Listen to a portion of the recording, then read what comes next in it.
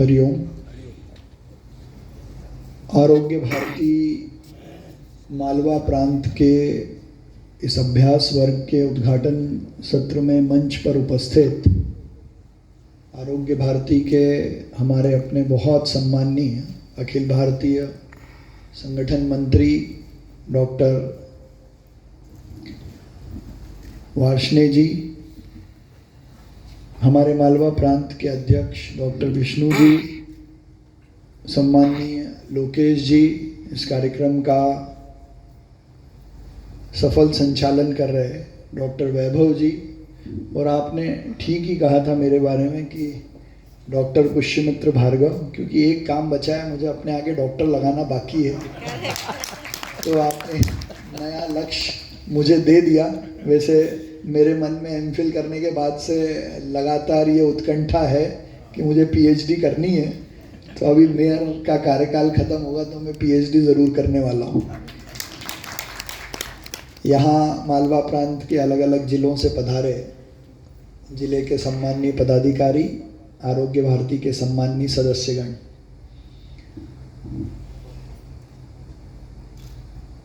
दुनिया की सबसे बड़ी चुनौती केवल भारत में नहीं, दुनिया के हर देश में हर व्यक्ति निरोगी रहना चाहता है, स्वस्थ मन रखना चाहता है, स्वस्थ काया रखना चाहता है, और ये चाह के भी वो कर नहीं पाता है।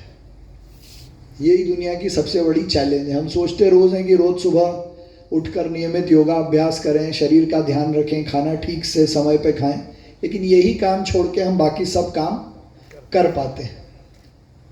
और इसी संतुलन को बनाने में, इसी लक्ष्य को प्राप्त करने में हम लगातार विचार भी करते हैं, और कुछ लोग करने का प्रयास करते हैं, और कुछ करके उदाहरण भी प्रस्तुत करते हैं। इसको थोड़ा अलग दृष्टि से अगर हम समझने का प्रयास करें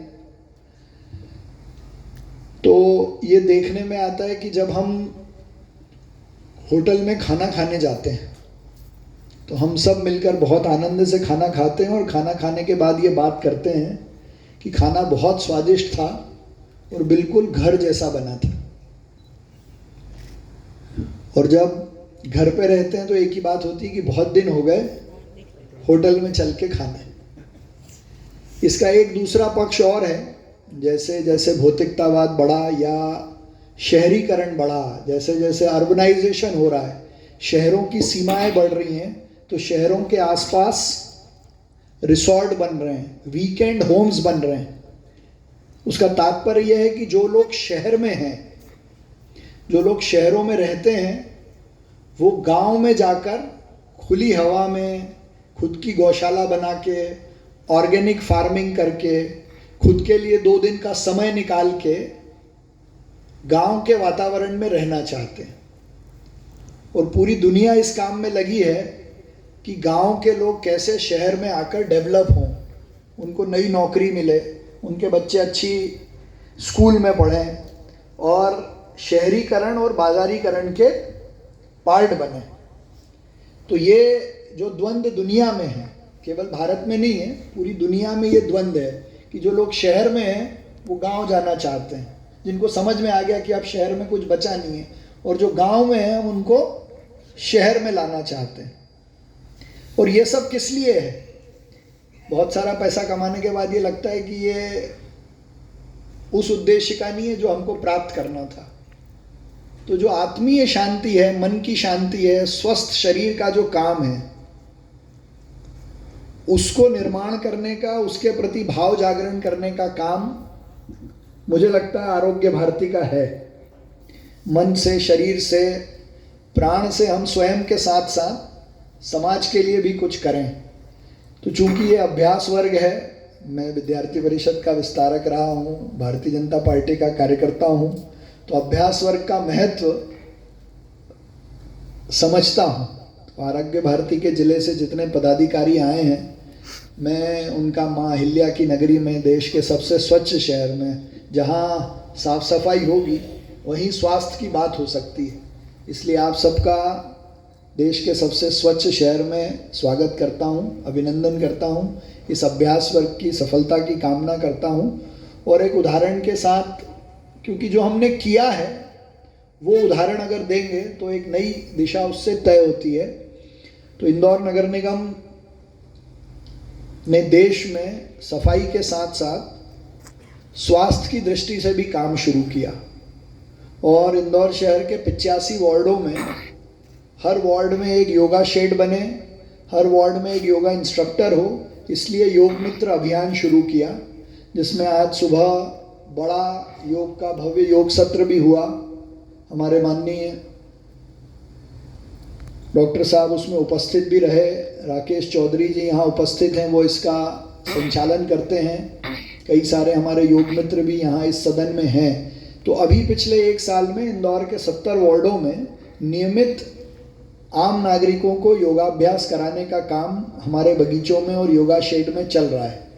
और वो केवल योग कराने का नहीं है, ये जितनी भी भारत सरकार की, मध्य प्रदेश सरकार की, इंदौर नगर निगम की या अलग सामाजिक संगठन जो स्वास्थ्य की दृष्टि से काम करना चाहते हैं, उनका काम नीचे तक समाज के पास पहुँचे, उस दृष्टि से वहाँ योगाभ्यास भी होता है और उनकी जानकारी भी दी जाती है। और योग करने वाले साधकों को भी एक प्लेटफॉर्म दिया है कि वो अपनी जो कला है या जो उन्होंने सीखा है उसको और लोगों तक पहुंचा सकें। तो ये आरोग्य भारती का एक काम इंदौर नगर निगम भी अपनी दृष्टि से कर रहा है। तो जो हमने किया है वो मैंने आपसे साझा किया और उसके कई सारे दूरगामी परिणाम भी है। लेकिन उद्घाटन सत्र में चूँकि भाई साहब भारत सरकार में आयुष विभाग में सलाहकार समिति के सदस्य भी हैं, तो आयुष विभाग की दृष्टि से एक मेरा सुझाव है जो मैं आपके माध्यम से देना चाहता हूँ कि देश भर में आयुष का पिछले 10 सालों में खूब प्रचार प्रसार भी हुआ। नए आयुर्वेदिक कॉलेजेस भी खुले, होम्योपैथी के कॉलेजेस भी खुले और कहीं ना कहीं देश भर में अब एलोपैथी के साथ आयुष की विंग का भी उतना ही प्रभाव बढ़ा है। लेकिन अलग अलग राज्यों में अलग अलग कानून हैं जिसमें क्लिनिक स्टैब्लिशमेंट एक्ट बने हुए हैं, नर्सिंग होम स्थापित करने के नियम बने हुए हैं और सामान्यतः आयुष के डॉक्टर्स को भी जो एलोपैथी या जो हर सरकार का स्वास्थ्य विभाग है उन्हीं से क्लिनिक स्टैब्लिशमेंट की परमिशन लेनी पड़ती है और उसके रूल भी वैसे ही हैं जैसे एलोपैथी के होते हैं।